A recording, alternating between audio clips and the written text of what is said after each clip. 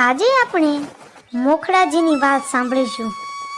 પેરંબ બેટને પડખે જે વાહન નીકળે તેના ખારવાઓ આવી રીતે એ ટાપુને એક એક નાળિયેર ચડાવે અને કહે, લેજે મોખડા હનુમાન તારું દાન।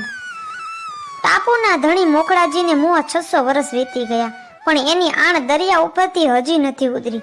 હજી જ્યારે ખારવાઓ ત્યાંથી વાહન લઈને નીકળે ત્યારે એક એક નાળિયેર ચડાવે અને કહે છે, લેજે મોખડા હનુમાન તારું દાન। આ મોખડાજી રાણપુર વાળા રાણા રાણજી ગોહિલનો બેટો। જે રાણજી ગોહિલના ઇતિહાસની વાત મેં તમને આગલા વિડીયોમાં કરી છે કે જ્યારે રાણજી ગોહિલ યુદ્ધમાં મરાણા અને પોતાની 84 રાણીઓએ કૂવામાં પોતાના પ્રાણ ત્યાગ્યા અને જ્યારે મોહમ્મદ શાહ રાણજી ગોહિલનું રાજ લૂંટવા આવે છે ત્યારે ત્યાંની દાસી મોખડાજી નાના હતા એટલે ત્યાંની દાસી મોખડાજીને લઈ અને નાસી ગઈ અને ઉમરાળા ગામે આવી હતી। એ રાણજી ગોહિલની વાતનો આખો વિડીયો મેં આગળ મેકેલો જ છે, જેનો આખો રાણજી ગોહિલનો ઇતિહાસ તમારે જોવો હોય તો જઈને જોઈ આવજો। આમ તે રાણજી ગોહિલના પુત્ર હતા મોખડાજી ગોહિલ। મા બાપના રાજપાટનો જે દિવસ દાળવટો નીકળી ગયો તે દિવસથી મોખડાજી નાની અવસ્થાએ સગા વાલામાં પરગામમાં હાલતો હતો। બાપુનું રાજ બોલાણું એટલે મોખડાના આપ કર્મ જળહળી ઉઠ્યા। જોબન બેસતા એને ભુજાઓ ફાટવા લાગી અને ઉમરાળા ઉપર કોળીઓની આણ હતી તે ઉથાપી અને મોખડાજીએ સેજક કુળની આણ થાપી અને દરિયાકાંઠાની ઊભી પટ્ટીએ શમશેર ખેલતો આગળ વધ્યો। ખોખારાના ડુંગરા વચ્ચે એના ઘોડાના ડાબા ગાંજ્યા અને ઘોઘા બંદર ઉપર એણે નેજો ચડાવ્યો। ઘોઘાની સન્મુખ સમદર ગાંજે છે અને એના પાણીમાં વીંટાઈને એક ટાપુ પડ્યો છે। મોખડાજીની આંખ એ સાગરને ખોળે ઝૂલતી ધરતી ઉપર ઠરી। પૂછ્યું કે આ બેટનું નામ શું છે? ત્યારે લોકો કહ્યું, પેરમ બેટ બાપા। લોકોએ હકીકત કહી દીધી, પણ ઉજળ પડ્યો છે, ચૂડેલું રાહડા લે એવો છે। તો મોખડાજી કહે, કાં? તો લોકો કહે, ત્યાં હાવ જ રહેશે ડાલા મથો। પેરંબ બેટ ઉપર આજે એ વનરાજના તખત છે। ઘાટી જાડી અને ઊંચા ઘાસ ઊભા છે। માહી માનવીની છાતી થરેરે એવું નથી, લટાળો કેરી લા નાખે તે તો પ્રાણ નીકળી જાય એવો મામલો છે। મોખડાજી કહે, તો એની લટાવું ખેંચી કાઢીએ ને? આમ કહી અને મોખડા ગોહિલે ભેળા 4-8 પટાધર રાજપૂતોને લઈને ચાલ્યો। મછવો પેરંબને કાંઠે નાગરી જાડીમાં પગલા ભર્યા અને કહે છે કે ખાડી તરીને કાંઠેથી કેસરી પેરંબ બેટ જાતો હતો ત્યાં રોજ જઈને ભરખ કરતો, ભરખ કરીને પાછો વળતો। આજે એણે ઊંચા ઘાસની અંદર માનવીનો સંચાર સાંભળ્યો। એને મનુષ્યની ઘાણ આવે એટલે એણે છલાંગ મારી અને ઘે ઘે ઘે કરતા એ ત્રાડ ભેળી એક જ છલાંગ અને 8 અંગરક્ષકો અવળે મોઢે ઘાસમાં બેસી ગયા અને એકલવાયા મોખડાએ શમશેરની ગાળાચી કરી અને ડાબા હાથમાં જે ગેંડાની ઢાલ હતી તે માથા ઉપર ઓઢી લીધી। હાવજનો થાપો બરાબર ઢાલ ઉપર ઝીલ્યો તો ખરો, પણ શત્રુના અનોધા જોરની થપાટથી ડાબો હાથ ખળભળી પડ્યો। જુવાન મોખડાએ જમણી ભુજાથી શમશેર ઝીકી અને ઝીકતાની સાથે જ અધરથી જ હાવજના 2 નોખા કટકા થઈને નીચે પડ્યા। કેસરીને કેળથી જ નોખો કરી નાખ્યો હતો। હાવજ પડ્યો જાણે 8 રાજપૂતો હોશિયાર બનીને ઘાસમાંથી ઊભા થયા, પણ મોં અવળા હતા તે સવળા ફેરવવા જાય છે ત્યાં તો મોખડાએ હાક મારી કે હા રાજપૂતો, હવે એને એ મોયે સીધાઓ જાવ, હવે મને મોઢા દેખાડવા ઊભા ન રહેશો બાપ, રસ્તો મોકળો પડ્યો છે। નમાવા સાથીઓને વળાવી અને મોખડે પેરંબનો ટાપુ પોતાના કબજે લીધો। આમ રાજધાની સ્થાપી અને રૈયત વસાવી। દરિયાનું નાકું જાલીને સાંચિયા ઉપર કરવા માંડી અને આવતા જહાજો આગળથી પોતાનું દાણ લેવા લાગ્યા। મહાબળિયા મોખડા હનુમાન કહેવાના અને જળથળ 2 ઉપર એની આણ વર્તાવા લાગી। અરે મારું દાણ હોય નહીં, હું દિલ્હીનો વેપારી, બાદશાહનો પટ્ટો લઈ અને દેશાવર ખેડનારો। આમ મોખડાજી જે ત્યાંથી આવતા જતા વાહન હોય તેની પાસેથી પોતાનું દાણ લે। ત્યારે એક દિવસ બાદશાહનો માણસ જ્યારે વાહન લઈને નીકળ્યો ત્યારે મોખડાજીએ તેની પાસેથી દાન માંગ્યું તો તેના બાદશાહના માણસે કહ્યું, અરે મારું દાણ હોય નહીં, હું દિલ્હીનો વેપારી, બાદશાહનો પટ્ટો લઈ અને દેશાવર ખેડનારો। મોખડાજી કહે, તું ગમે તે હોય ભા, અહીં તો રાને રક તમામનું દાણ લેવાય છે। આ દરિયાની અમારે ચોકી છે, દાણ તો દેવું પડશે। તો બાદશાહનો માણસ કહે, તમને ભારી પડશે હો, હું બાદશાહનો વેપારી છું। તો મોખડાજી કહે, તો બાદશાહનો કાગળ લઈ આવ ભા, અને ત્યાં સુધી તારો માલ અહીં અમે સાચવી રાખશું, ઉતારી નાખ કાંઠે. તો માણસ કહે, અરે પણ મારા વાણમાં ધૂળ જ છે, બીજું કાંઈ નથી.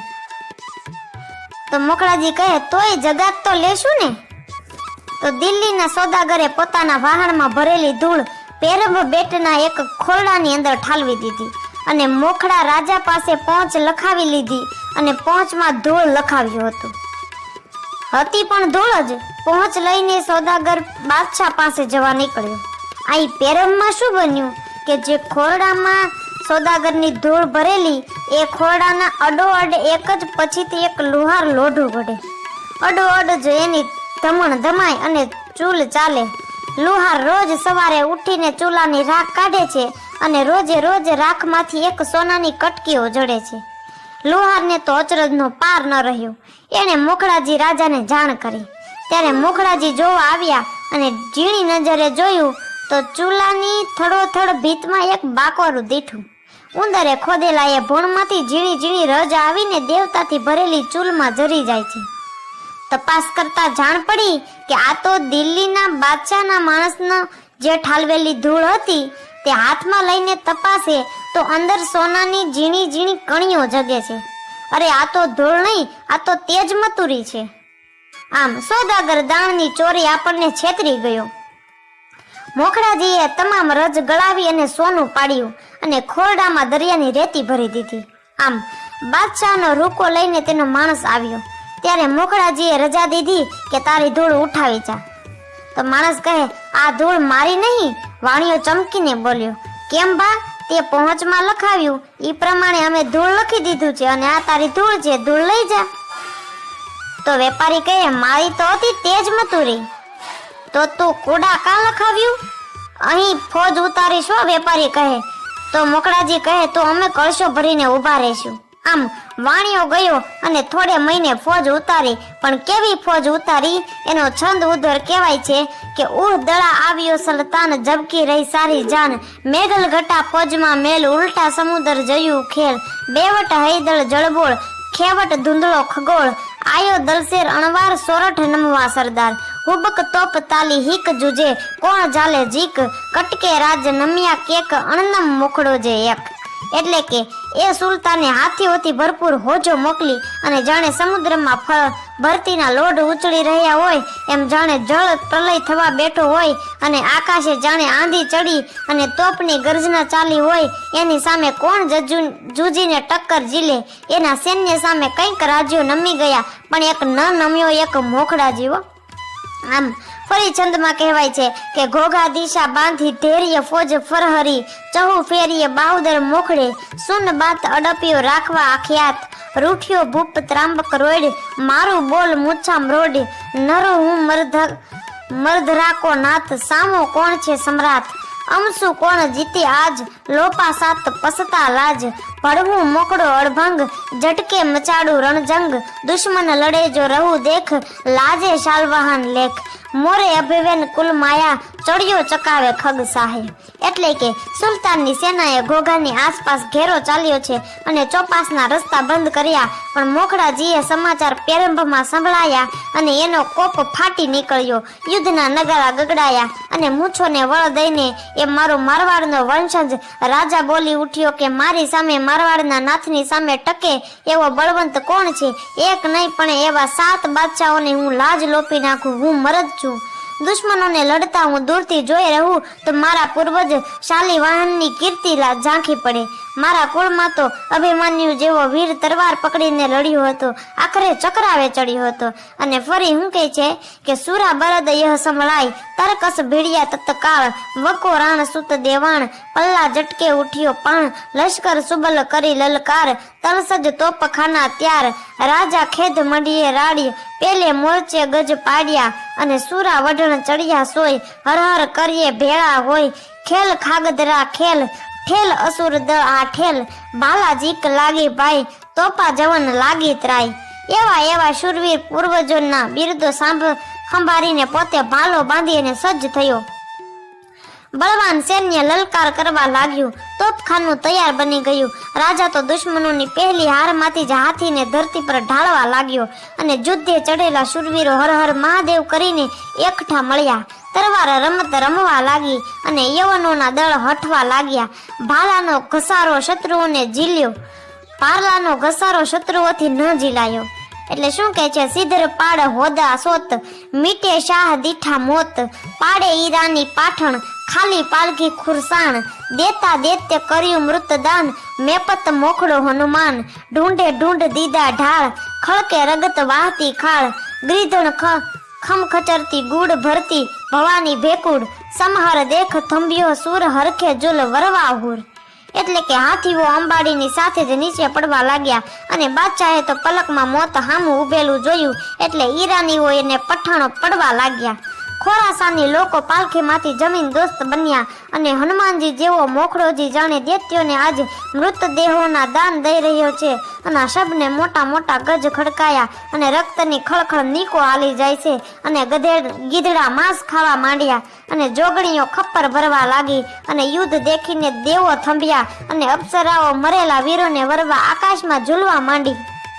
આમ હમલા વીર બાજે હાક, ડમરું શિવ શક્તિ ડાક, દેવા દાણવા જેમ દોય, લાગો મામલો વડલોએ, વેટક વજાડી અણવાર, ત્રીજો પૂરો લગતર વાર, ચોરગ ઉડે બાટા જૂટ, તેગા જાળ બ્રંગળ ત્રુટ, સિંધુ રાગ બાગા સુર, પળચર અમ ખચર ભૃકપુર, ઝુંજે મોખડો રણજંગ અને અશ્મર ઉડિયો ઉતબંગ. એટલે કે વીરોની હાંકલો વાગે છે, શંકર ડમરું વાગે છે અને શક્તિઓના ડાકલા બજાવી રહ્યા છે. જાણે કે દેવો અને દાનવોના યુદ્ધ થતું હોય અને સામસામી તરવારો અથડાય છે અને ભાલા તેમજ બંદૂકોના ઘા પડી રહ્યા છે અને સિંધુડા રાગ વાગ્યા અને માંસ ભક્ષી પક્ષીઓ મૂળદાના ભાક્ષથી તૃપ્ત બની ગયા છે.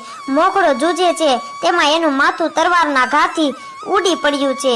ને શું કહે છે કે રાજા શિષ્ય પડ્યો રાન, મારું ધડ લાગ્યો અસમાન, શતવ્રત ભીષ્મરા સરખો જ ફારક કરે આઘી ફોજ, શરબીન બાહતો સમશેર, જવના દીધ ધતા ઝેર, પેરંભ નાથકો થર પગ, લડ્યો સાત કોશ લગ, લશ્કર સર્વ મરતે લાગ, તરકે નાખ્યા ગળિયલ ત્રગ, ધડતો ધરણ ઢીંગ્યો ધીંગ અને સેજક હરો ભડ, ધડતો રણંગ ધળંગ ઢીળ્યો ધીંગ અને સેજક હરો ભડતર સિંગ, માથો પડો ઘોઘા માય અને ધડ ગયો ખદડ પર લગ ધાય, સૂતો પીડ મેલ્ય સુર, નરજળ નૂર ભૂળ્યો નૂર, નિર્મળ સાડ્ય પર્ય નીર, ધન ધન સરટકે રણધીર, તું નર લોક ધન અવતાર, ધન ધન સુર લોક સુધાર.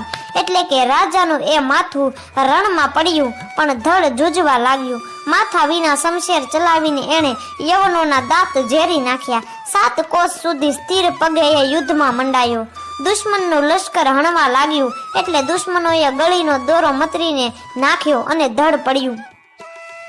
માથું મૂકીને ધડ છક ખદડ પર ગામ સુધી પહોંચ્યું અને પિંડ છોડીને શૂરવીર પોઢી ગયો અને તેજમાં તેજ મળી ગયું. અને ધન્ય છે તને સોરઠના રણધીર, તું તારા પૂર્વજોના યશ ઉપર પાણી ચડાવ્યું. હો ભાઈ, ધન્ય છે આપણી આ ધીંગી ધરાને, જે આવા અનેક જતીઓ સંતો અને શુરાએ જન્મ લીધા છે. ધન્ય છે વીર મોખડાજી ગોહિલને અને ધન્ય છે એના પિતા રાણજી ગોહિલને. આવી જ અવનવી ઇતિહાસોની ઘટના સાંભળવા માટે અમારી ચેનલ લાઈક કરો, શેર કરો અને સબસ્ક્રાઈબ કરો.